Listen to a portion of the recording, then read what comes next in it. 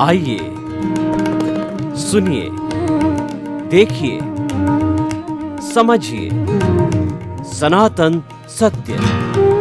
जैसी दृष्टि वैसी सृष्टि, दृष्टि विज्ञान।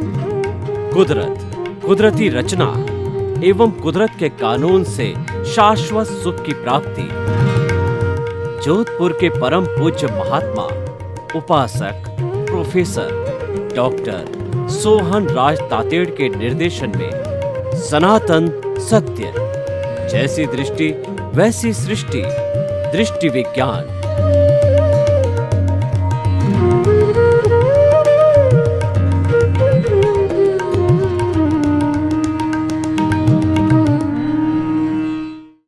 भाई और बहनों, मातृशक्ति को नमन। आज का अति उत्तम विषय वक्तृत्व कला का विकास। वक्तृत्व कला का अर्थ होता है कि बोलने की कला। जो हम जबान से बोलते हैं, ये किस तरीके से बोला जाए कि वह सामने वाला जो भी सुनने वाला है उसके लिए उपयोगी हो, उस पर आज हम सारा विवेचन करेंगे। देखिए, हमारी अभिव्यक्ति के 3 बड़े साधन हैं, मन, वचन, काया। इनको जैन धर्म के अंदर योग भी कहा जाता है। और मन का जो कार्य होता है वह सोचना, चिंतन करना। तो वर्तमान का वो चिंतन करता है कि मुझे अभी ये काम करना है और मेरे को जो है अभी लिखना है, पढ़ना है, बोलना है, पुस्तक पढ़नी है, कि कोई भी काम करना है, वह चिंतन होता है। और भूतकाल की मन है वो कल्पना करता है, भूतकाल की स्मृति करता है कि मैं 10 वर्ष का था, कहाँ रहता था और कहाँ मैंने एजुकेशन प्राप्त की और मेरे टीचर्स कौन कौन थे। स्मृति भविष्य की कल्पना करता है मन, कि मुझे कौन सी दिशा में आगे बढ़ना है और मैं जो बढ़ रहा हूँ तो मैंने कितना प्राप्ति कर लिया है, मेरा कितना जो कहना चाहिए डेवलपमेंट हुआ है, क्या क्या बॉटलनेक्स है, क्या कमियां हैं, किसमें सुधार करना, ये सब मन का काम है। और मन जो है 5 इंद्रियां हैं, स्पर्शन, रसन, घ्राण, चक्षु, श्रोत्राणि, इंद्रियाणि। ये 5 इंद्रियों के अपने अपने विषय है। स्पर्श इंद्रिय का जो है स्पर्श करना है, रसन का जो है जीभ है स्वाद लेना, और आँख का काम देखना है, और कान का काम श्रवण करना है, और स्पर्शन, रसन, घ्राण, चक्षु, श्रोत्राणि, इंद्रियाणि, 5 इंद्रियां हो गई। इनके अलग अलग काम हैं। इनके 23 विषय ये लेकर के बाहरी जगत के अंदर से लेकर के वो मन को प्रेषित करते हैं। तो मन मैनेजर का काम करता है, उसके ऊपर काम करके और वह बुद्धि को दे देता है। तो इस तरीके से ये पूरा सिस्टम हो गया मन का। अब मैं विषय पे आता हूँ। जो वचन होता है वो वचन है, इसका अर्थ होता है कि बोलना। हम अगर समाज के अंदर रहते हैं तो बिना बोले हमारा काम नहीं चलता है, कोई भी कार्य नहीं किया जाता है। हम अगर परिवार में रहते हैं तो बिना बोले जो है हम अपने एक दूसरे से कोई भी संपर्क नहीं बना सकते हैं। तो वो बोलना यानी वक्तत्व कला, यानी कि हमारी जो ये वाक पटुता है, वाक शुद्धि है, यह कैसी होनी चाहिए। तो बहुत बड़ा विषय है, क्योंकि ऐसा कहा जाता है कि हमारी जो जबान है उस जबान के अंदर अमृत भी है और जहर भी है। अगर हम किसी मित्र को जो है वो उसके विपरीत बात बता देते हैं, उसका तिरस्कार करते हैं, उसकी अपमानजनक बात बोलते हैं, तो वो मित्र है वह भी शत्रु बन जाता है। और एक शत्रु है हमारा जो हमको लाइक नहीं करता है, तो हम उसकी प्रशंसा करते हैं, उसके गुणों की प्रशंसा करते हैं, उसको अच्छी बात बताते हैं, तो वो हमारा मित्र भी बन जाता है। राजस्थानी में एक कहावत है कि बोल्या के लाद्या, यानी कोई भी व्यक्ति बोलता है, वो 2-4 सेंटेंस बोलता है, 2-4 पैराग्राफ बोलता है, तो सामने वाला चिंतनशील व्यक्ति उसके चरित्र की गहराई को नाप लेता है, उसके ज्ञान की ऊंचाई को नाप लेता है, और उसके जो है वो कैसा व्यक्ति है वो सारी पहचान कर लेता है। क्योंकि हम जो बोलते हैं उन शब्दों में बड़ी ताकत होती है। ये जो शब्द आते हैं वो कंठ से, तालू से, दांत से, जीभ से, सभी के सहयोग से जो है ये शब्द बाहर निकलते हैं। तो इसीलिए वह शब्द है वो बड़ा, पहले तोलो फिर बोलो। शब्दों को बाहर निकालने के पहले अच्छी तरह से तोलना चाहिए कि जिस व्यक्ति से मैं बात कर रहा हूँ तो मेरे इन शब्दों का उस पर क्या असर पड़ेगा, और विपरीत असर तो नहीं पड़ेगा। तो विपरीत असर होगा, उसको दुख पहुँचेगा, और वह मेरे को जो है वो मित्र के बनिश पर शत्रु भी समझने लग जाएगा, और माहौल खराब हो जाएगा। उदाहरण के लिए देखिए, कोई बेचारा जन्मांध है तो उसको हम कहते हैं आइए सूरदास जी, तो वो प्रसन्न होता है। उसको कहते हैं कि तुम आंधिया इधर आ, तो उसको बड़ा कष्ट होता है कि मुझे तो ईश्वर ने पनिशमेंट दिया है और ये और पनिशमेंट दे रहा, मेरा तिरस्कार कर रहा है, तो वह अपसेट हो जाएगा, और वो हमारे प्रति भी उसके मन के अंदर कोई सम्मान का भाव नहीं होगा। इसीलिए हमको जो कुछ भी बोला जाए उसके लिए कबीरदास जी ने बहुत सुंदर कहा है, ऐसी बानी बोलिए मन का आपा होए, औरन को शीतल करे और आपहु शीतल होए। ऐसा बोलना चाहिए कि खुद को प्रसन्नता हो, शीतलता हो, सामने वाले को प्रसन्नता हो, शीतलता हो, उसका जो है चित्त प्रसन्न हो जाना चाहिए। हमेशा जो बोला जाए वो हितकारी बोलना चाहिए, और वो सीमित बोलना चाहिए, और तथ्यपूर्ण बोलना चाहिए। किसी को तंतीली भाषा नहीं बोलना चाहिए, किसी को टॉन्टिंग भाषा नहीं बोलना, किसी के तिरस्कार की भाषा नहीं बोलनी चाहिए। तो ये हमें हमेशा जो बोला जाए वो हृदय से बोला जाए, और हमारे जो शब्द निकले वो राग द्वेष रहित होने चाहिए। इसीलिए कोई व्यक्ति अगर प्रेम से बोलता है तो हम कहते हैं कि हृदय से बोलता है, और उसका प्रभाव पड़ता है।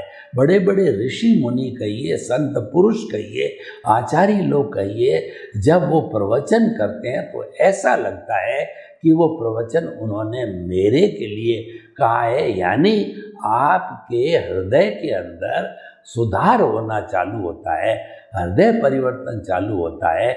उनके शब्दों का, उनकी बोली का, उनके भाषा का आप पे असर होना चालू हो जाता है, रूपांतरण होता है। इसीलिए अगर उपदेश तथ्यात्मक हो तो बड़े से बड़े डाकू भी जो है उस उपदेश से जो है बदल करके अच्छा जीवन ग्रहण कर सकते हैं। इसीलिए हम कहते हैं किसी व्यक्ति को अगर बदलना है तो उसका हृदय परिवर्तन करो। कैसे, मैं आपको बताऊं। एक कसाई है जो बूचड़ खाना चलाता है और पंचेंद्रिय जीवों का वध करता है और उसका मांस मार्केट में बेचता है। तो वो ऐसा क्यों करता है? इसका कारण ये है, वो कर रहा है अपना पुश्तैनी माता पिता का धंधा उदय प्रारब्ध के अधीन कर रहा है। उसमें वो स्वतंत्र नहीं है, उसके भाग्य में यही लिखा हुआ है और उसका उदय प्रारब्ध भी वैसा है, इस कारण वो कर रहा है। तो अब हम उसका जीवन परिवर्तन करना चाहते हैं तो एकांत में बैठ करके उससे परामर्श करें कि भैया तुम जो कर रहे हो अपने जो है परिवार के भरण पोषण के लिए, अपना लिविंग स्टैंडर्ड अच्छा बनाने के लिए, धन कमाने के लिए कर रहे हो, मान लिया। परंतु आप ये तो देखो कि जो पंचेंद्रिय जीव है उनके हाथों को पांवों को काटता है, और आपका कोई हाथ काटे, आपका कोई सिर काटे, आपका कोई पांव काटे, तो आपको क्या दुख नहीं होगा, दर्द नहीं होगा? वो कहेगा निश्चित होगा, मैं जीवित प्राणी हूँ, क्यों नहीं होगा? तो वह भी जीवित प्राणी है, उसको भी वैसा का वैसा दर्द हो रहा है। और कितने लंबे से तुम इन लोगों को दुख दे रहे हो, तकलीफ दे रहे हो, और परहित सरिस धर्म नहीं भाई, पर पीड़ा सम नहीं अदमाई। यानी दूसरे को दुख देने के समान दुख तो जीवित प्राणी को ही होता है, क्योंकि वह सुख दुख की अनुभूति करता है, फीलिंग्स करता है, वो जड़ को नहीं होता है। तो ऐसों को आप दुख दे के क्यों कर्मों का बंधन करो? उस तरीके से इनको अलग अलग तरीके से इसका हृदय परिवर्तन किया। मान लिया आपको सोर्स ऑफ इनकम चाहिए, तो आप किराने की दुकान खोलो, आपके पास में कोई हुनर हो तो कंप्यूटर की दुकान खोलो, आप जो है किराना की दुकान खोलो, कोई भी डिस्ट्रीब्यूटर का कार्य लो, और आप पढ़े लिखे हो तो टीचर बनो, आदि आदि। जो हुनर आपके पास में जिसमें हिंसा नहीं है, वैसा कार्य क्यों नहीं करो?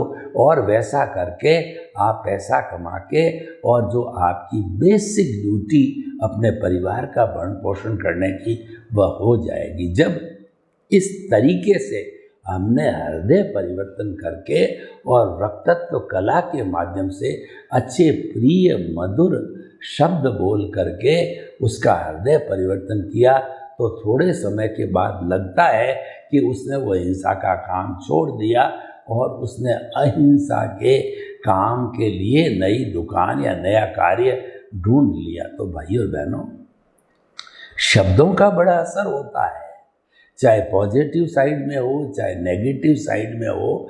आपने किसी को टॉन्ट के अंदर जो है ये बोल दिया, जैसे कि महाभारत को लीजिए, महाभारत में द्रौपदी ने दुर्योधन जब वो एक चमकती हुई जो फर्श था उसके ऊपर निकला तो वो गिर गया। उसने देखा, उसने वो पानी था वहाँ पे, पर उसको लगा कि ये फर्श ही है, तो उसके अंदर गिर गया। तो उस पर द्रौपदी हंसी और उसने टॉन्ट में कह दिया कि अंधों के बच्चे अंधे ही होते हैं, अंधों की संतान अंधी होती है। तो देखिए इन शब्दों का कितना बड़ा असर हुआ कि दुर्योधन ने अपने भीतर प्रतिशोध की भावना, और वो सुलगती रही और अंतिम जो परिणाम हुआ महाभारत का युद्ध हुआ।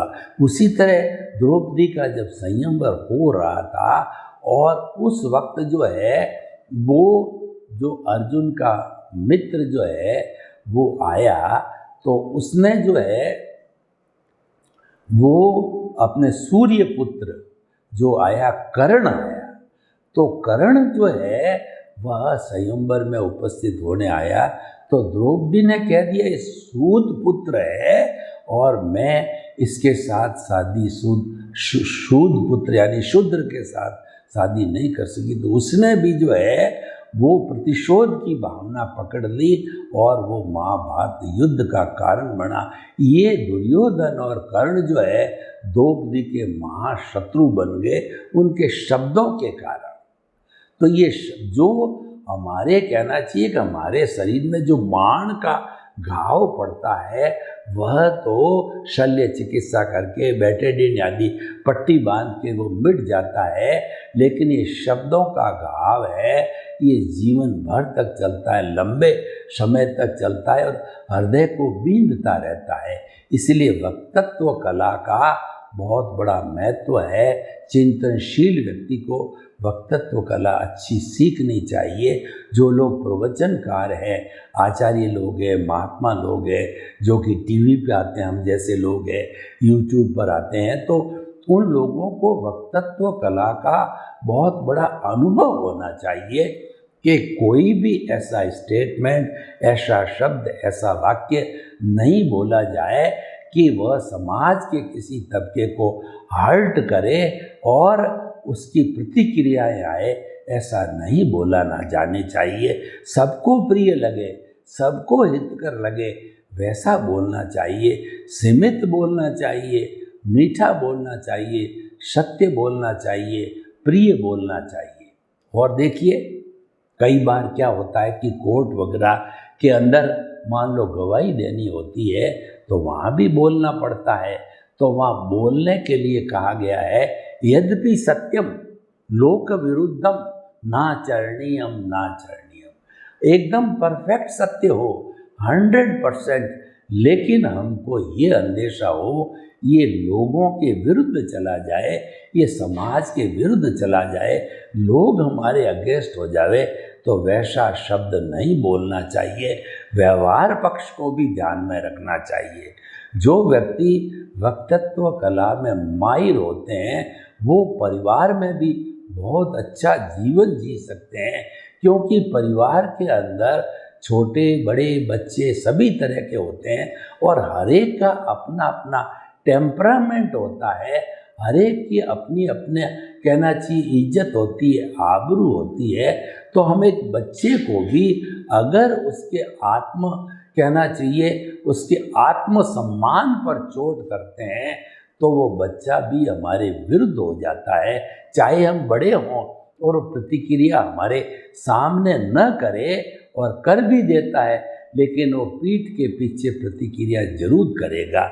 इसीलिए वक्तत्व कला के अंदर बहुत ही ध्यान रखना चाहिए। और जो खास तौर से हम पब्लिक प्लेस में स्पीच देते हैं तो स्पीच भी दो तरह के होते हैं। एक ही विषय में लोग दो तरह से बोलते हैं। एक जो व्यक्ति होता है वह पुस्तकीय ज्ञान के आधार पर बोलता है, पुस्तकीय सूत्रों के आधार पर रट रट करके उसकी परिभाषा को याद कर कर के बोलता है, तो वह तो एक तोता रटन तो हो गई। इसको जो है इंटेलेक्चुअल कहा जाता है। भाषण बहुत अच्छा था, सूत्र बहुत अच्छे बोले थे, अंग्रेजी के हिंदी के कहानियाँ अच्छी गई है, लेकिन कोई व्यक्ति अनुभवी व्यक्ति है तो अनुभव के आधार पर वह बोलता है, बिना पुस्तकीय ज्ञान का जो है वो आलम्बन लेकर के भीतर से बोलता है, हृदय से बोलता है, आत्मा से बोलता है, तो उसकी वाणी का असर होता है। आप कभी भी हृदय से बोलोगे तो सामने वाले पे निश्चित असर करेगा। और अनुभव का अर्थ क्या हुआ कि भीतर हमारे अनंत ज्ञान वाला प्रभु विराजमान है और ये प्रभु ही हमें बुलाता है। मैं किसकी ताकत से बोल रहा हूँ, आप किसकी ताकत से बोल रहे हो? एक ही ताकत जो पावर हाउस में है वो हमारा परम पिता परमेश्वर प्रभु हमारा इष्ट आराध्य है, हमारी स्वयं की आत्मा है। उसी के बलबूते पर हम जीते हैं, बोलते हैं, खाते हैं, पीते हैं, उठते हैं। अगर वो है तो हमारा अस्तित्व है, और वह निकल गई, हंसा उड़ गया, तो हम जो है एक मिट्टी की तरह जो है शव बन जाएंगे और हमको शमशान में जाकर के जला दिया जाएगा। तो इसीलिए भाई और बहनों, समय अपने हिसाब से चलता है, समय किसी का इंतजार नहीं करता है। हमको अच्छे समय का इंतजार करना पड़ेगा। तो अच्छे समय का इंतजार करते करते हम ये प्लानिंग करें, लेकिन प्लानिंग के अंदर एक विषय हमारा वक्तत्व कला का होना चाहिए। और वक्तत्व कला कब बिगड़ती है? जब अहंकार रूपी अशुद्धि इस कला में आ जाती है तो यह भी अशुद्ध हो जाता है। यानी अहंकार है वो अज्ञान है। अज्ञान जब हमारी भाषा में आ जाता है, हमारे शब्दों में आ जाता है, हमारी व्याख्या में आ जाता है, हमारी प्रस्तुति में आ जाता है, तो वह जो है वह चाहे कितना ही सत्य बोला जाए, लेकिन उसका जो रिएक्शन है वो गलत हो जाता है। यानी अहंकार के मिलते ही हमारी भाषा शुद्ध होते हुए भी अशुद्ध हो जाती है। तो भाइयों और बहनों, हमेशा ये ध्यान रखना चाहिए अहंकार रहित भाषा बोली जाए, क्योंकि अहंकार वाली भाषा है वह राग द्वेष पैदा करती है, और जहाँ राग द्वेष है वहाँ क्रिया प्रतिक्रिया भी होता है, वहाँ झगड़ा टंटा भी हो जाता है, और बढ़ते बढ़ते पुलिस कार्रवाई और कोर्ट कार्रवाई भी हो जाती है। आज इस दुनिया में जितनी भी समस्याएं हैं वो सब समस्याएं जो है प्रतिक्रिया की है, कि एक व्यक्ति कोई गलत बात बोलता है, सामने वाला 2 जड़ देता है, इधर वाला 4 जड़ देता है, नेले पे देला मार देता है, क्रिया की प्रतिक्रिया हो जाती है, ईंट का जवाब पत्थर पे हो जाता है, तो मामला विवाद बहुत बढ़ जाता है, टकराव बढ़ जाता है। तो इसीलिए भाषा ऐसी बोलो कि जिसके अंदर टकराव नहीं हो, इसलिए टकराव टालिए। हमारे जीवन में बहुत सुंदर जो है हमको सूत्र मिला है कि टकराव कब टलेगा, जब हमारी जो भाषा होगी वह अहंकार शून्य होगी। आप कभी भी करके देख लीजिए, आप सरल जो है आत्मा की भाषा से, अनुभव की वाणी से बोलेंगे तो आपको लगेगा कि सामने वाले जो है वो आपका सम्मान करेंगे, और आपकी पीठ पीछे भी वो आपकी प्रशंसा करेंगे, क्योंकि जो है आपने जो बोला है वो हितकारी था, वो हितकर था। तो कुल मिलाकर के वक्तत्व कला का अर्थ यह है कि वह ऐसी बोलने की कला होती है, वह हितकारी होनी चाहिए। कई बार स्कूलों में, कॉलेजों में, यूनिवर्सिटियों के अंदर वाद विवाद की प्रतियोगिता कराई जाती है। यह भी एक वक्तत्व कला का प्रशिक्षण है, लेकिन वो मात्र प्रशिक्षण तक नहीं होना चाहिए। वो पहले तोलो फिर बोलो, खूब अच्छी तरह से भीतर मंथन करके धारा प्रवाह जो है बिना अटके हुए अनुभव के आधार पर विषय की प्रस्तुति की जानी चाहिए। तो वह प्रस्तुति जो है बहुत ही उपयोगी होती है, लोगों के जीवन को बदलने वाली होती है, हितकर होती है। और सबसे बड़ी बात यह है, अगर आप हृदय से बोलते हो तो आपको मानसिक तनाव नहीं होता है, और आपको प्रसन्नता और आनंद की अनुभूति होती है। इसीलिए हमेशा ऐसा बोला जाए कि उसके अंदर आनंद हो, प्रसन्नता हो। जिसमें आनंद प्रसन्नता नहीं होकर के अगर तनाव पैदा होता है, स्ट्रेस पैदा होती है, स्ट्रेन पैदा होती है, तनाव पैदा होता है, तो ऐसी स्थिति बोली नहीं, भाषा बोली नहीं जानी चाहिए। तो भाइयों बहनों, हम आपको बताना चाहते हैं कि चाहे हमारा खुली आंखों का जगत है, चाहे हमारा बंद आंखों का जगत है, दोनों के अंदर हमको बोलना ही पड़ता है। बिना बोले काम चलता नहीं है। तो आप बोलने की आवश्यकता भी होती है, चुप रहने की भी आवश्यकता होती है। चुप रहने का अर्थ है मौन करना। मौन एक तपस्या है, मौन जो एक बहुत बड़ी साधना है। और हम आपको बतावें कि अगर आप मौन होकर के रहते हो घंटा 2 घंटा, तो आपके भीतर विराजमान प्रभु ईश्वर है, उसके दर्शन होते हैं। और मौन अवस्था में किसी आबू रोड जैसे हिल स्टेशन पर आप पहुंच गए और मौन रह करके घंटा 2 घंटा आपने प्रकृति को निहारा। प्रकृति को निहारने का अर्थ यह है कि आपने हिल स्टेशन पर हरियाली को देखा, पेड़ों को देखा, पौधों को देखा, कल कल चलती हुई नदी को देखा, झरनों को देखा, चहकते हुए पक्षियों को देखा, भागते हुए पशुओं को देखा। तो जब आपने ऐसी प्रकृति को निहारा तो निश्चित रूप से उसमें आपको ईश्वर के दर्शन ही होते हैं।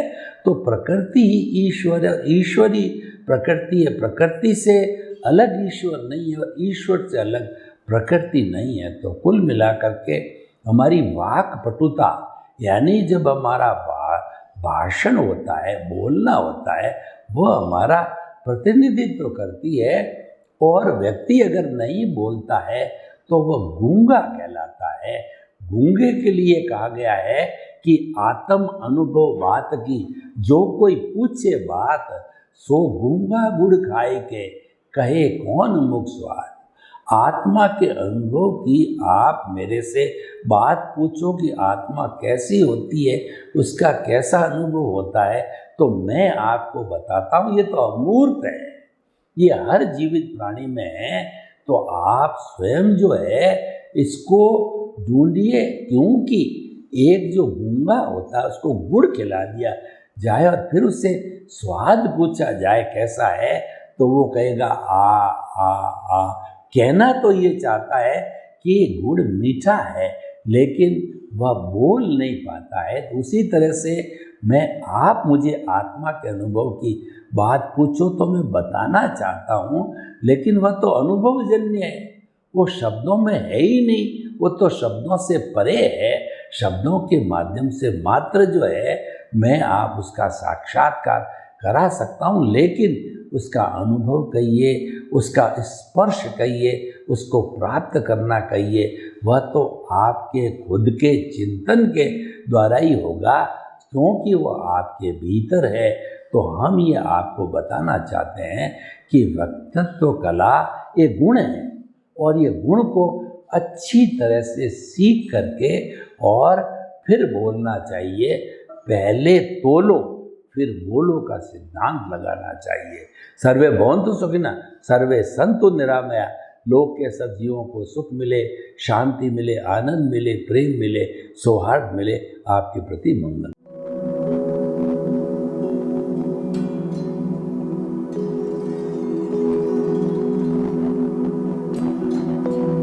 एक ऐसा अंतर्राष्ट्रीय ख्याति प्राप्त मानव जो गुरु प्रेरणा से पिछले 20 वर्षों से वानप्रस्थ जीवन जीते हुए 24 घंटे मानवता की सेवा में संलग्न है। एक ऐसा मानव जो अभी राष्ट्रीय, अंतर्राष्ट्रीय टीवी चैनलों पर 7,500 एपिसोड के माध्यम से सनातन सत्य, आत्मविज्ञान एवं पुनरुत्थान, व्यवहार एवं निश्चय जगत के जीवनोपयोगी विषयों पर हृदय स्पर्शी प्रवचन कर चुका है। उस मानव का नाम है महात्मा उपासक प्रोफेसर डॉक्टर सोहन राज तातेड़। प्रोफेसर तातेड़ द्वारा योग, दर्शन, शिक्षा विषयों पर रचित पीएचडी स्तर के 250 शोध ग्रंथ भारत के 100 प्रतिष्ठित विश्वविद्यालयों में शोधार्थी पढ़ रहे हैं, तथा वे सभी शोध ग्रंथ वहां की सेंट्रल लाइब्रेरियों में उपलब्ध हैं। महात्मा सोहन राज ने अभी तक हजारों स्कूलों, कॉलेजों, विश्वविद्यालयों एवं संस्थाओं में सेमिनार, वर्कशॉप, कैंप लगाकर लाखों विद्यार्थियों को योग, दर्शन, शिक्षा का प्रशिक्षण देकर उन्हें सुसंस्कारित किया। डॉक्टर तातेड़ ने भारतीय संस्कृति उत्थान के 4000 से अधिक समसामयिक विषयों पर आर्टिकल लिखकर ऑनलाइन जर्नल, पत्रिकाओं, वेबसाइट्स पर प्रकाशित किया, जिसका उपयोग लाखों पाठक कर रहे हैं। उपासक तातेड़ के 5000 से अधिक आज का सुविचार, आज का शुभ संदेश, आज का मंगल भावना योग आदि चिंतन websites, Twitter, blogger, Facebook, YouTube माध्यमों से लाखों लोग अपना जीवन निर्माण कर रहे हैं। मानवता के मसीहा ऐसे महामानव महात्मा सोहन राज तातेड़ के प्रोफाइल को अभी तक विश्व के 20 लाख दर्शक यूट्यूब पर, 12 लाख गूगल पर एवं लाखों दर्शक फेसबुक, ब्लॉगर, ट्विटर और इंस्टाग्राम पर देख चुके हैं।